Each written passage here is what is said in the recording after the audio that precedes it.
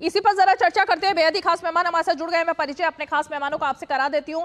हमारे साथ BJP party का पक्ष रखने के लिए बीजेपी के राष्ट्रीय प्रवक्ता गोपाल कृष्ण अग्रवाल जी मौजूद हैं। हमारे साथ कांग्रेस पार्टी का पक्ष रखने के लिए विंग कमांडर रिटायर्ड अनुमाचार्य जी मौजूद हैं। हमारे साथ समाजवादी पार्टी का पक्ष रखने के लिए अखिलेश कटियार जी प्रवक्ता समाजवादी पार्टी मौजूद है। और हमारे साथ एक और बेहद ही खास मेहमान समीर चौगावकर जी भी मौजूद हैं, राजनीतिक विश्लेषक और वरिष्ठ पत्रकार।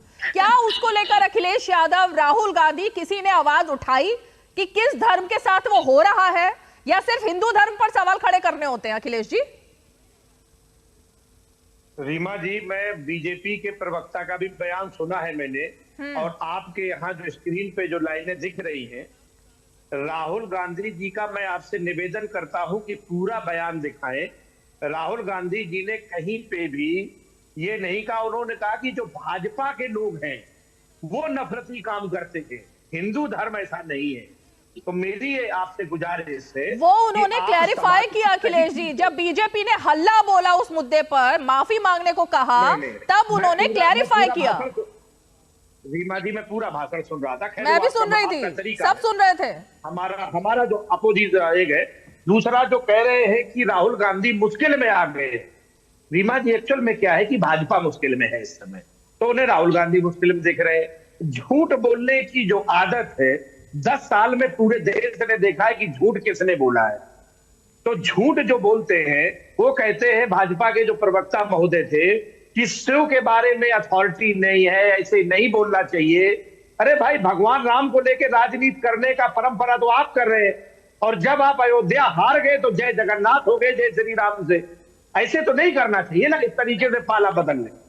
इस समय इस देश में किसानों के ऊपर जब बहस होती है, अग्रवीरों के ऊपर बहस होती है, और एक बात रीमा जी बताऊं, जो इनका चरित्र 10 साल में विकसित हुआ था, तानाशाही का, झूठ को सच मनवाने का, तो इन्हें थोड़ा सा वक्त लगेगा संयमित होने में। लेकिन सदन के जो अपोजिशन के जो है, मोदी जी को जो प्रचंड तरीके से जो अपोजिशन मिला है, उनके साथ उन्हें लग जाएगी आदत अच्छे से काम करने की। जैसा कि प्रधानमंत्री जी ने कहा कि हमारे संस्कार और हमारा संविधान हमें अपोजिशन के नेता को गंभीरता से लेने की जो हमें जो देते हैं, वो सीख देते हैं। तो मुझे लगता है कि बड़ा अच्छा लक्षण है, प्रधानमंत्री जी को जल्दी सीख लेना चाहिए, क्योंकि इस संसद में जनता के मुद्दों को दरकिनार नहीं कर पाएंगे आप। किसानों को एमएसपी आप नहीं दे रहे हैं, लेकिन फिर भी दे रहे हैं। C2 + 50% वादा करके आप मुकर गए, लेकिन झूठ अपोजिशन बोलती है। अग्निवीरों को शहीद का दर्जा नहीं मिलता, लेकिन आप दे रहे हैं यहां पे बैठ के। तो मुझे लगता है कि थोड़ा सा वक्त लगेगा, भारतीय जनता पार्टी वाले लोग भी सही से होमवर्क करेंगे, और इस सदन में जनता के हितों पे बात होगी, गंभीरता से बहस होगी, और भाजपा के लोग भी बहुत जल्दी ये समझ जाएंगे कि इस संसद में अब बहुत मनमर्जी नहीं चलेगी।